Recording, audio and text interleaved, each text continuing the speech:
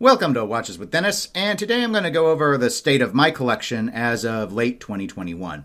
I've had a few people reach out ever since I started the channel asking what watches I own, and I didn't want to do my initial videos about that. I wanted to just talk about watches in general because I don't want the channel to be a focus about what I particularly have or even particularly like. Obviously, I'm going to pick topics I think are interesting to talk about, so I always thought that would be a good driving factor. But I do understand it's always interesting to know what people have, and at this point, my collection is kind of at the size that I expect it to be at or that I want it to be at. And so I think it's a good time to go ahead and do that as a snapshot. So I have 12 watches, and that's not counting vintage watches and such that I buy to work on. So I'll buy broken watches in particular off of eBay, take them apart, try and figure out how to service them. And I may have some videos of that stuff up here in the future, but normally, obviously, I usually talk about the news of watches or what releases are going on or just things that are happening within the hobby. So in terms of my prime collection or the collection I wear, I have 12. I have 2 watch boxes, and that's kind of the size that I'm willing to go to. I think beyond 12, I'd probably really struggle to wear them. I usually change watches 2 to 3 times a week. And I don't really want to increase that more than I currently do. So I think 12 is a good number for me. So we'll go ahead and we'll walk through these. A lot of these I've reviewed on the channel, so I'll note that when I hit those particular watches. But I'll start with one I haven't reviewed, and that is the Casio GShock GWM 5610. And I'm trying to get it, so with the lighting, it's probably a little weird to get with the camera, but there you go. You kind of see the screen, but there we go. That side angle works a lot better. So anyway, there's not a whole lot to say. This was a gift. I actually had it on my Christmas list, and I got it late last year, so 2020. And yeah, I mean, there's not much to be said about G-Shocks that hasn't already been said. They're great. They're really robust. Yeah, the crystal's only hardlex, but I mean, they can take a beating. I usually wear this when I do physical activity. So if I'm working out in the yard or going on like an extended walk or something, I often will go ahead and reach for this. So it's sort of my go-to tool watch, or at least if I expect it to get beat around a lot or get a lot of water on it or whatever. So it's a good choice, and these are really quite affordable. I think this model retailed at the time at least around $200, but you can easily find them for less. So if you're just in the market for a robust watch and digital's okay for I don't use most of these features other than the light to let you read it in the dark. This is one of the watches that syncs to the atomic clocks through radio, so it is my most accurate watch. So anyway, if accuracy is something you prize, this is definitely a model you may want to go ahead and consider. Another watch I have is this one. This is the Zodiac Super Seawolf ZO9269. And I do have a review of this one up on the site. This is commonly known as the watermelon colorway for obvious reasons. And I had Zodiac sort of catch my eye, and I liked the retro look they were going for with these. And this is my third dive watch. And at the time, I was just sort of like, okay, I liked a number of the colorways that they had. This one in particular, it was available. It caught my eye. And I will say that I've been pretty pleased. As my review kind of noted, I did run into an issue. The first one I got had a number of defects on it, and I did get it replaced. And this one isn't 100% perfect either. So perfectionists, I can't say Zodiac has left the best impression with me regarding that. However, this one runs a lot better. Everything that's flawed with it, I can only really see with a loop. And of all 3 of my dive watches, this is the most comfortable one. So, and probably a lot of that comes down to the bracelet, but the size isn't huge. It's pretty accurate. The bezel play is nice. So it just has a lot going for it. So I gotta say, I really wish Zodiac would step up their QC, but other than that, I really like what they're doing with their dive watches, and they've got a whole bunch of different colors. Sometimes they do limited editions and sometimes they don't, but even their normal runs aren't always all that large, so it gets a little weird, but you can usually find, I did buy this new, but you can usually find these, depending on which color you want, at discount used. They don't trade for more used than they do new, generally at least. So if you're not too picky, you can probably find one under $1,000 used. I've seen a number of them listed on Watch You Seek beneath that threshold. Third watch that I have, and this is actually the watch of all of 12 of these that I've owned the longest. This is the Rolex Explorer II And the model is actually the 16570. So this was before they went super size on the watch. And this is the 40 millimeter version of it. So for those not familiar with the Rolex Explorer II, it's got a jump hour. You can independently set the jump hour. It has the 24-hour red GMT hand on it. And of course, it has the date with a Cyclops window like you're familiar with Rolex. It does have a 24-hour bezel, but it's a fixed bezel. You can't rotate this bezel. I would say overall, this is my favorite watch. And there are a variety of reasons for it. It's pretty comfortable. I do think Rolex's modern bracelets have come a long way versus what this one was that came with these models. And this unit is I forget which year. It's a mid-2000s. It was before they did the movement upgrade at the end of this run. I think it's around a 2004 or so, if I'm remembering correctly. But it's just, I got this watch after it was my very first kind of pay promotion that I had in my career. After I took on some new work, and I got a bonus, and the bonus was basically enough, or it wasn't really a bonus, it was an annual increase, but that annual amount was basically enough to cover this watch used. And these went for a lot less than they do now. These were not popular back when I bought it. So I did buy it used, and it was for over a decade, it was the only watch I wore. So I probably for those reasons, I'm biased towards it. And it's sort of one of those pieces that I believe is permanent to the collection that I have no intention of ever getting rid of. But I do really enjoy it. It's still one of my most favorite watches to wear. Moving on to a watch that is not one of my favorite to wear, and I do have a review of this one on my channel, is this one. This is the Hamilton Khaki Pilot Pioneer Auto Chrono H764-56955. Now, this is the only chronograph that I own. So you can see it doesn't have a screw down crown. Well, you probably can't tell that, but it doesn't. It's also the only watch I have, it's hard to tell with the NATO strap, that has a display case back on it. All my other are solid case backs. It has just the running seconds and then minutes. So it doesn't keep track of hours on the chronograph. It does have a date at the 4:30 window, and I'll put it up close here again. And it's kind of got I don't think they described it as a champagne dial, but that's kind of what's going on with it.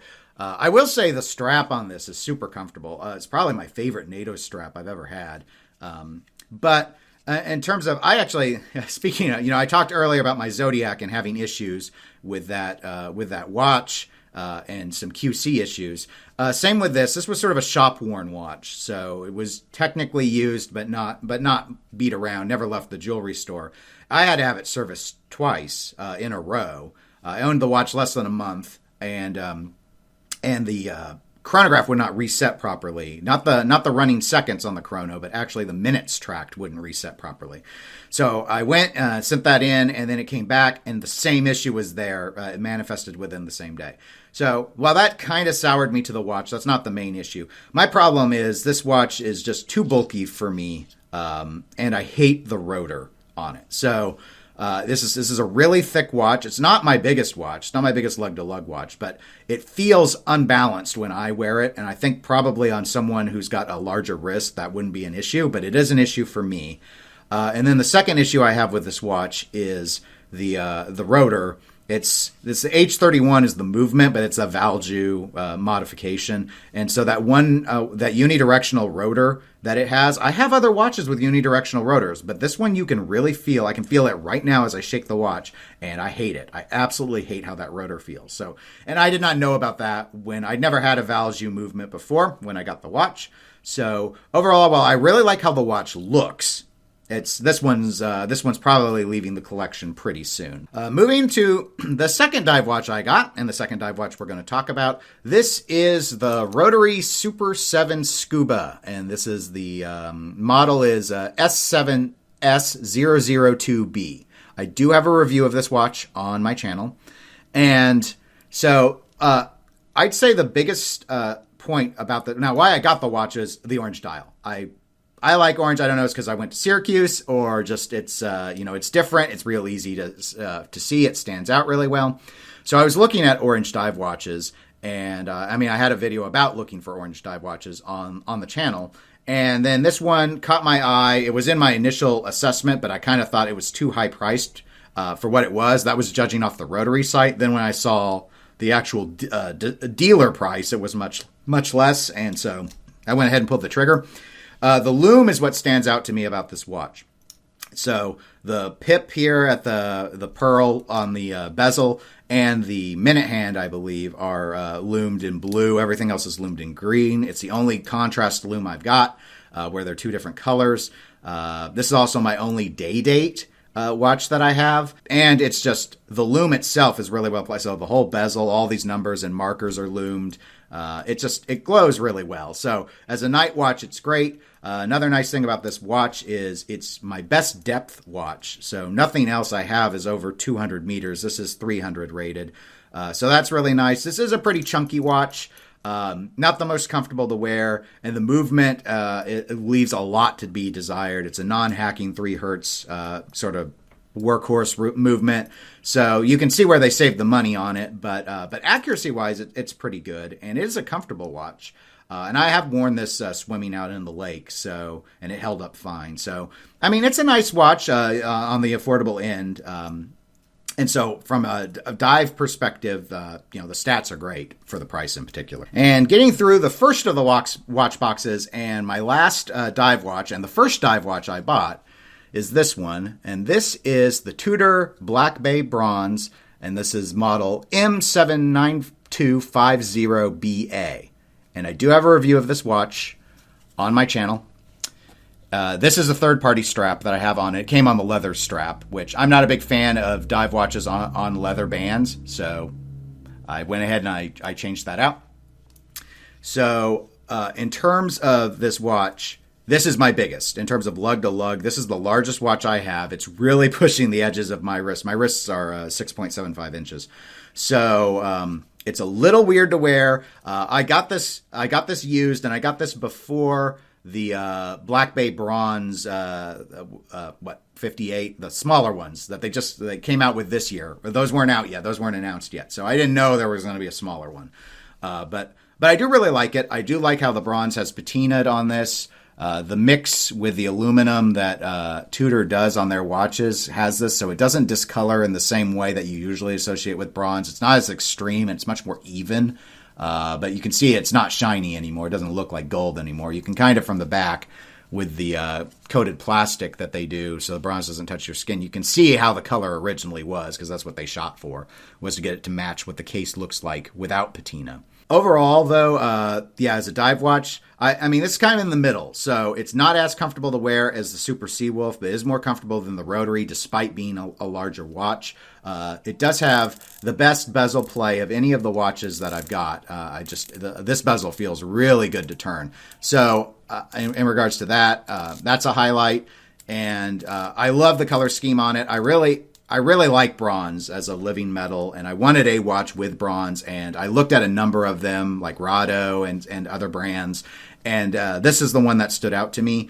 I'd say now, since getting this, the Oris line came out, and I like the look of those. The bronze does patina in a more extreme fashion, but those dials are very, very bright, and they're kind of going for more of a fashion watch vibe versus a tool watch vibe. So I mean, and again, that would be okay with me, but I really like the black dial with the gilt numbers and stuff. And also, this is one of I think it's the only Black Bay line where these bronzes that had these Arabic numerals at the 3, 6, and 9. No date, so it's really symmetrical. So overall, it's my favorite looking of my 3 dive watches.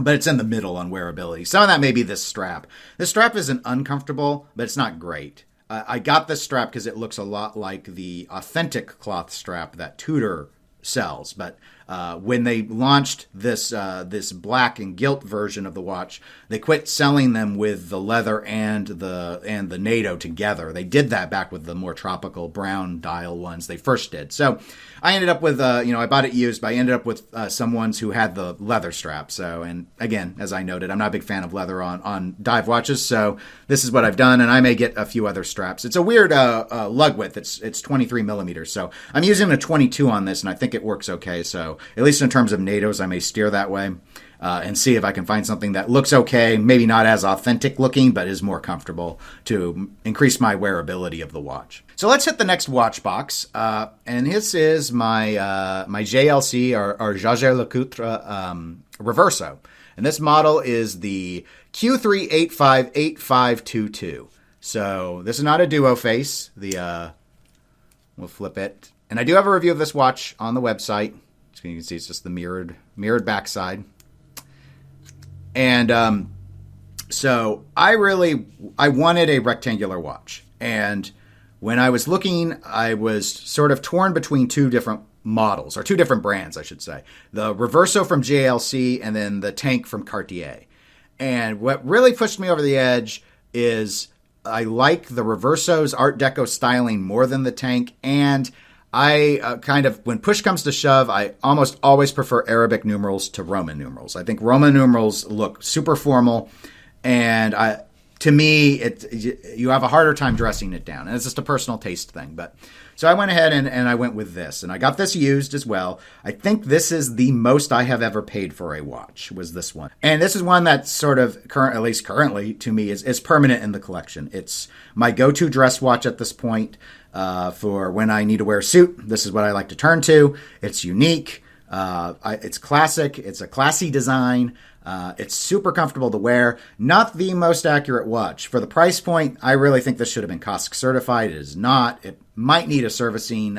It's still within, I put it on my time grapher, it's still within acceptable spec range, but it's not on the high end. So, and again, I'm not quite sure how many years this was worn before because it's used and it's had its share of life experiences already. So, but it's something I really liked a lot. They do have models that run less than this. But I can't say any Reverso is really cheap, except maybe if you go vintage and fix one up. But it was it's a piece I really wanted, and I was really glad to acquire, and so it's one of my favorites to wear. The next watch I'm going to go ahead and cover is another Rolex, and this is the Rolex Oyster Perpetual. There, you can kind of see the colors better.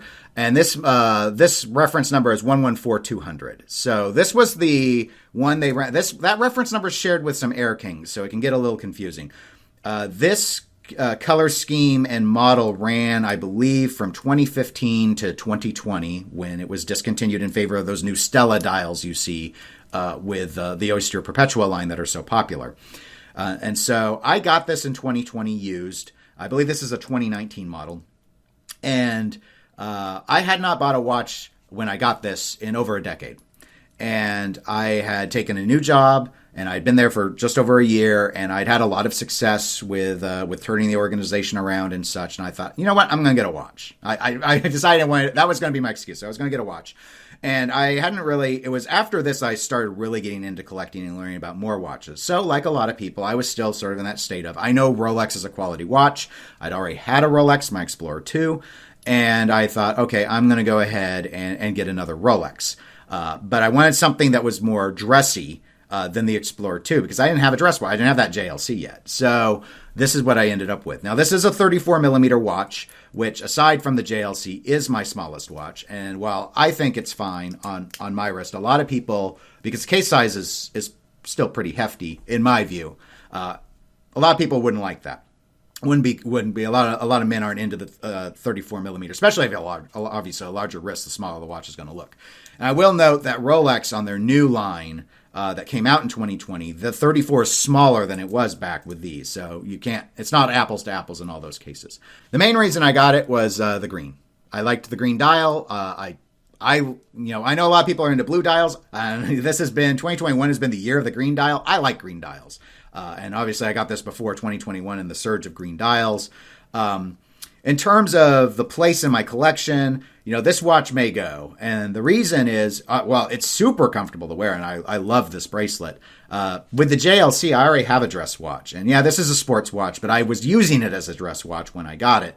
And so that role is kind of already consumed. And when I bought this, I bought it used, as I noted, and it was less. This was still when you could get watches from Rolex less used than they were new.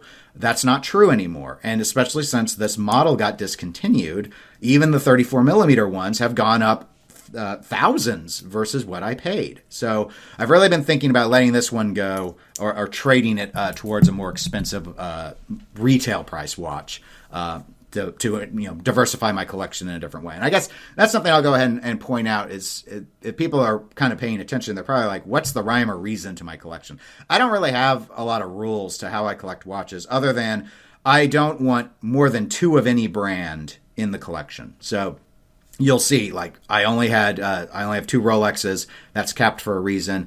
You'll see I only have two Tudors in a moment. That's capped for a reason. And then everything else actually is just one, so it's not a big deal. But that's sort of a rule I've set for myself because I like the idea of having different watches. And that doesn't just mean different models. I want them to feel significantly different. And I think the way to achieve that is via staying away from brands after you have a certain number. That is just a collecting method I like to do. So let's talk about the third watch in this case, and this is the Mr. Jones watch's Ricochet. No model number to note. This is the watch that I do have a review up on the channel. This watch was designed by Ryan Claytor. He's a comics artist and professor, and I actually know Ryan from my other hobby, which I've mentioned several times on this channel, which is pinball. I've been in pinball almost a decade at this point. And Ryan is well known in pinball. And in fact, Ryan designed a neon sign for my game room. I commissioned him a couple of years ago for that. So I'm familiar with Ryan's work. He had done a prior watch that I wasn't able to get that was arcade themed. And so when this one came up, I did get it. It was limited to 100, but they are going to produce more. They'll probably change the background color or something slightly to differentiate it from the LE essentially. But this will be available to folks. And I do have an interview with Ryan on this channel if you want to learn more about his design process and what went into this watch. I will say of all 12 of these watches I'm covering, I have had more questions from people asking about this when I'm wearing it than any other by far. Now, caveat. A lot of those came from when I was at a pinball convention in October, and people saw it on my wrist and would ask about it because they could see the pinball theming. So it's really more of an art piece than anything else. It is easily the most difficult watch of all of these to read. And in fact, when I show it to people, the first thing they admire is the gilded foil robots. And then the second thing they ask is, how can you read the time? And either they don't know where the time is, or the time is small because it's on dials. So it's because this is using a jump hour and then a dial wheel in 5-minute increments. But those of you who are familiar with watches and familiar with the date window know you can only fit so many numbers in because the wheel has to go all the way around the watch and you've got all those numbers on the dial, so they can only be so large. So it is a challenge to read. This is a pretty accurate watch according to my time grapher, but if you're after functionality, this is more about the artistic statement than it is about the functionality of being able to easily read the watch. This was not designed to be easily read. It's designed to celebrate pinball.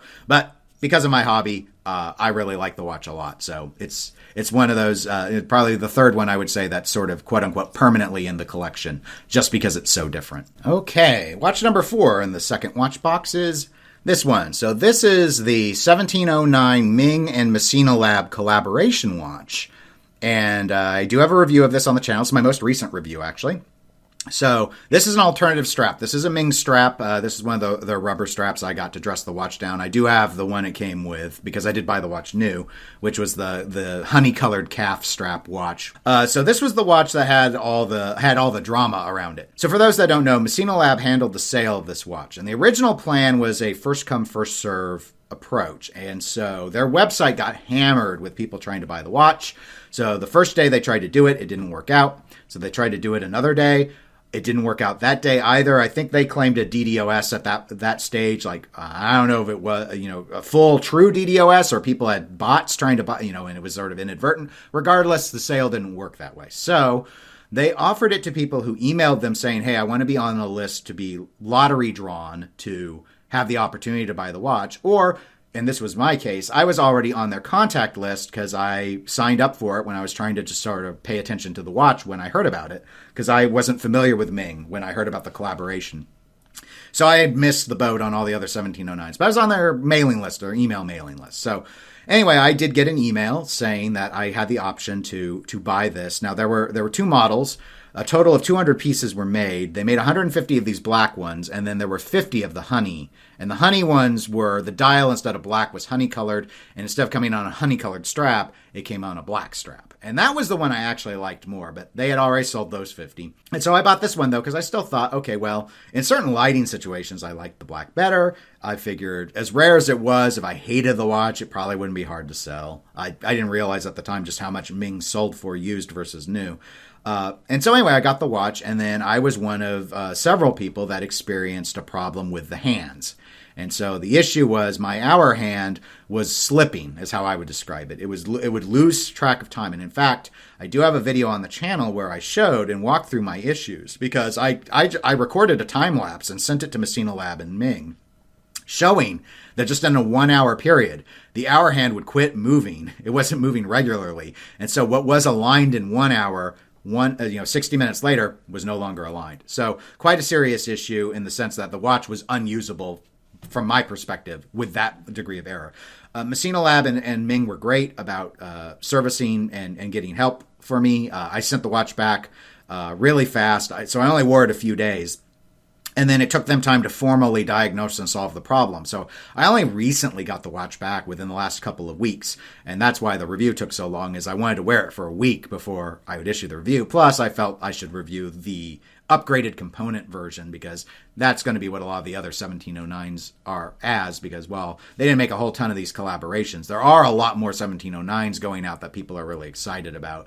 And aside from some aesthetic differences, I believe they're the same watch. So I wanted it to be helpful in that regard. But I don't have anything like this. I'm not really in the market for another Ming because I think I only need one watch with like laser etched numerals on the crystal and flared lugs like this. But it's a really cool style. It's totally unlike anything else I own. So, I mean, I'm really pleased with it, and I'm not planning to sell it, at least not right now. I don't have any intention to get rid of it. So it's just something really different. And again, it gives me another sort of dress option. So that way that watch is, I'd probably throw it back on the brown strap, but going and doing work out at the office or whatever, I could definitely see saying, hey, you know what? Now I'm going to have a few meetings. Let me put something subtle and not so sporty on, and that could be an alternative to my JLC. So, penultimate watch to now do. This is the Tudor 1926. It's an opaline dial one. The actual model was the M91550-0005. So I have it on the bracelet, and this is a really cool watch. I do have a review of it on my channel. In fact, I think this is my most viewed review. And I assume it's because a lot of people are like, hey, what about this? What about the Tudor 1926? I love the Tudor 1926. I'm not so far as to say necessarily that I consider this a lock-in, not ever leaving the collection for a variety of reasons. But holy cow, is this a lot of watch for the money. Now, these retail for about $2,000. And I bought this new, but I got it off Joma Shop. And I got it for hundreds less than that. And last I looked, you can still find depends which dial, color scheme, and size you want, but you can find them for hundreds less still. And it's a really surprising amount of watch for that price. And yeah, $2,000 is a lot of money. I don't want to downplay that, but it's not COSC certified, but mine measured within the COSC spec standard. And I believe they're using Solita movements in these now. I never opened the back on this one. When I bought it, I assumed, because Tudor was still claiming these were ETA movements, they were using, I believe, top grade. And I'm assuming they're doing similar with the Solitas, which, as I understand it, is basically it's the COSC. It's regulated to COSC standard, but it's not sent to COSC for certification. So it saves them money using that grade of movement, but you still get a highly accurate movement. I really like the blued hands, the thermal blued hands. Again, my Arabic numerals favoring, but we've got an interesting layout where we're hitting all the even numbers here, not the 3, 6, 9. We're doing the 2, 4, 6, 8, 10, 12 sort of style, which is cool. Subtle date window, the waffle pattern that the opaline dial has, I think is really keen. I like that a lot. The bracelet is really comfortable, and it's just, it doesn't have an in-house movement, and I don't care. So, this is often, a lot of people will point to this as sort of an alternative to the Rolex Datejust, and I can definitely see that, because functionally it essentially is a Rolex Datejust, just without a Cyclops on it. I'm not a big fan of I don't advise people to settle. So, in the sense, now, by that I mean, if you want a Rolex Datejust, save your money and get a Rolex Datejust. Don't buy a Tudor 1926 to scratch the itch of the Rolex Datejust, because I don't think it will. Might for a little bit, but otherwise I don't think it will. That being said, I'm not someone that's like, hey, you should have, between Tudor and Rolex, you should always buy Rolex. Obviously, I don't do that. This is different than any of the Datejust. No Datejust looks like this. I got this because I liked how this watch looks. And if that's what appeals to you, like if there are certain aesthetic aspects to a Datejust feature-wise or just how it sort of looks. But you're not hung up on it being a Datejust. There are plenty of other brands besides Tudor that you could look at, and that might meet your needs. So that's how I approached it. Is I was looking for something sort of classic, still sporty, but kind of dressy. And I saw this and I thought, oh, this is really neat. And I started looking into it and I was like, Tudor doesn't seem to push these very hard. And I'm a little surprised. I guess I'm only a little surprised because I get it. Tudor is making money hand over fist with their Black Bay line. I don't think they really care about any of their other lines, quite frankly. I'm surprised they make them. But in terms of an entry-level luxury watch, I think this is a great one to consider if you like the aesthetic of it. You save so much by not going with the in-house movement, and you get a lot of accuracy, and it's a highly functional watch. So I really recommend it. And now time for my final watch. And this is the Grand Seiko SBGA 283. This is a spring drive watch. And it's got the champagne dial on it. And I went with this one for a few reasons. The spring drive is a technology that's fascinated me since I started getting into watch collecting. So I really wanted a spring drive watch. And the thing, though, with Grand Seikos is they tend to run kind of large. Like most of their watches that I remember looking at, with spring drives at least, were over 40 millimeters. And I think this is a 39.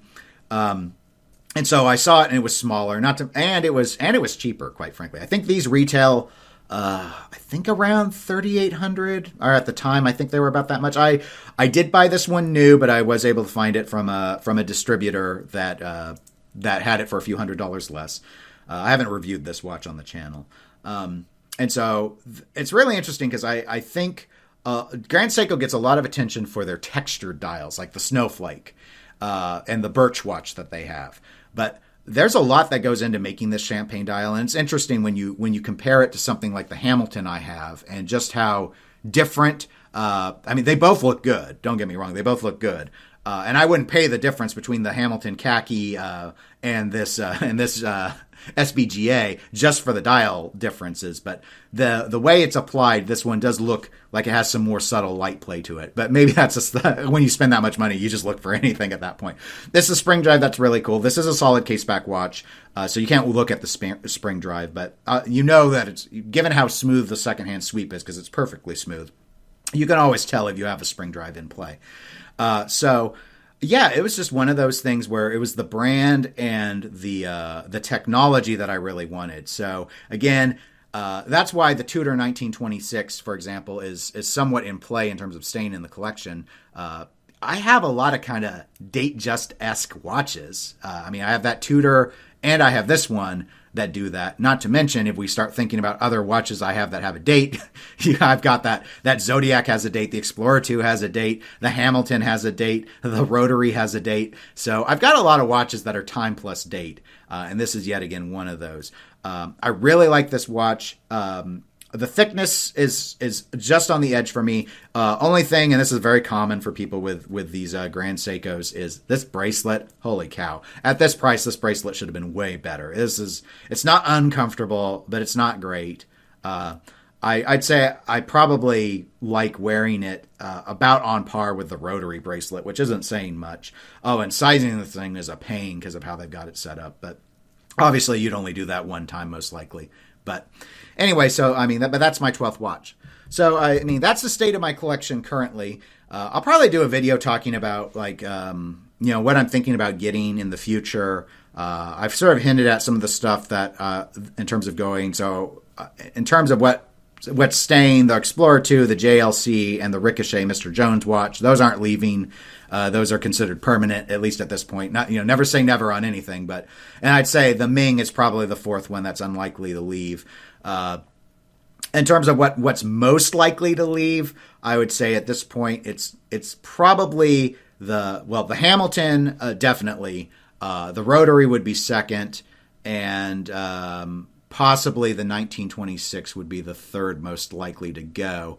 And again, it's a mix of reasons for that. I would like to, if I get rid of the Hamilton, I do want to keep I want a chronograph. I would want another chronograph in the collection. Maybe one at the higher price point that's a little more functional or fun, or definitely something smaller though than what that Hamilton is. So I know what to watch out for now. I just don't want a huge chunky chronograph. And there's a lot of technology in those, so it's something that I do have to watch for, because a lot of them do run big. And then the Rotary, because I don't know if I need 3 dive watches. I don't dive. I don't even swim all but like once a year. So with the Zodiac and the Black Bay being just, I like the looks and feel of those more than the Rotary, even though I do really like the Rotary watch. I may get rid of that and just bring in a non-dive watch instead. I don't know what, maybe a pilot watch. That's not something I've really played in, like one of those big, like a Flieger or whatever. Not a space I've played in. So anyway, those are just some of my initial thoughts. But anyway, let's go ahead and wrap up the video, because it's definitely gone on long enough. Feel free to comment below with thoughts on, maybe things I should start looking at, or what you think I should trade out, or stuff I should keep, or if you have comments on the watches, good or bad, that's fine. We all have our own tastes. I'm always interested in hearing what people think about watches. And if you enjoyed the video, please give it a like. It does help the channel. And if you want to be notified when I have new videos, just click the subscribe button, and then I think YouTube lets you know about that. And that's all. So have a great day, everybody. Take care.